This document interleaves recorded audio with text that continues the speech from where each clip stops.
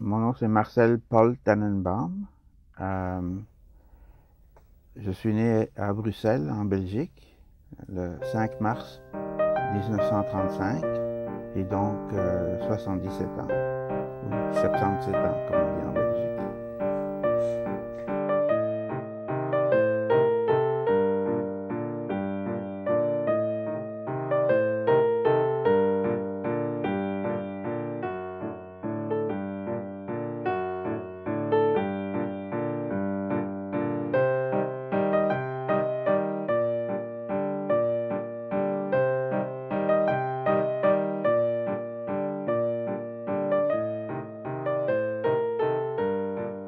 Ça, c'était en 42 où il y a vraiment les mesures anti-juives commençaient à s'accumuler. Alors, si vous étiez avocat, vous n'avez plus le droit d'être membre du barreau. Si vous étiez un médecin, vous ne pouvez pas pratiquer dans un hôpital. Vous pouvez seulement avoir un, euh, des patients qui sont juifs.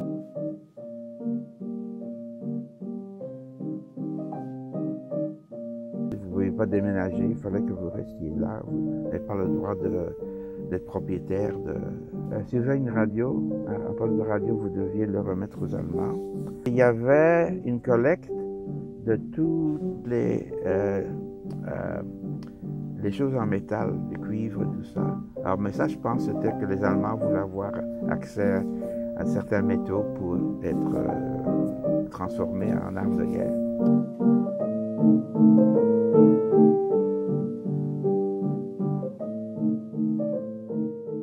Du début de mai au fin mai, j'ai porté sur mon vêtement extérieur une étoile jaune avec la lettre J qui voulait dire, c'est une lettre bilingue. En France, c'est marqué juif, euh, mais en Belgique, c'était marqué J qui voulait dire Yod en flamand et juif en français. Donc, c'était l'ironie dans tout ça, c'est que c'est les juifs qui devaient acheter l'étoile jaune avec des coupons pour les vêtements. Puis c'est les juifs qui devaient acheter l'étoile jaune. Puis mon père étant perfectionniste, alors c'était sur un gros morceau de tissu, il y avait l'étoile. Alors il a bien travaillé à la main, et puis c'était une œuvre d'art. Là.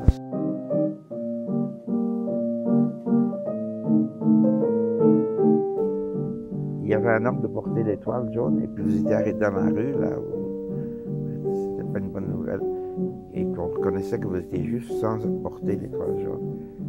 Ben, le fait de porter l'étoile jaune aussi, ça voulait dire que si les Allemands voulaient vous arrêter, là, à vous, là, sortez. Alors, c'est une façon aussi de diminuer l'humanité de la personne que vous persécutez. Il fallait que vous veniez avec euh, une carte d'identité.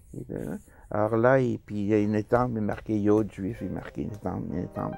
Puis alors, il y a une petite marque qui était marquée sur le dossier. Ça veut dire que oui, on l'est, puis on sait que vous êtes juif parce que ça a été coché là.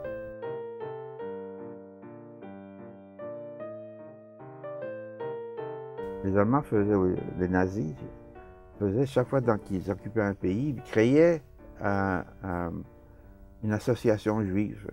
Alors ils ont créé ce qu'ils appelaient l'association des Juifs en Belgique.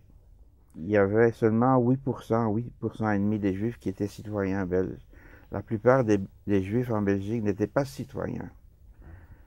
Alors, ils étaient traités de deux façons différentes par le gouvernement belge en, qui existait pendant la guerre et par les Allemands. Les gens plus prééminents ont été appelés à, à travailler là-dedans. C'était de la collaboration, mais parfois ils n'avaient pas le choix. Et ce que les Allemands demandaient de faire, ben, faites-nous une liste de tous les Juifs qui vivent en Belgique, avec les adresses. Mais là, les Allemands avaient une liste avec tous les Juifs et leur adresse officielle. Alors quand ils voulaient arrêter les Juifs, c'était comme un ghetto, sauf qu'ils savaient exactement où tout le monde était.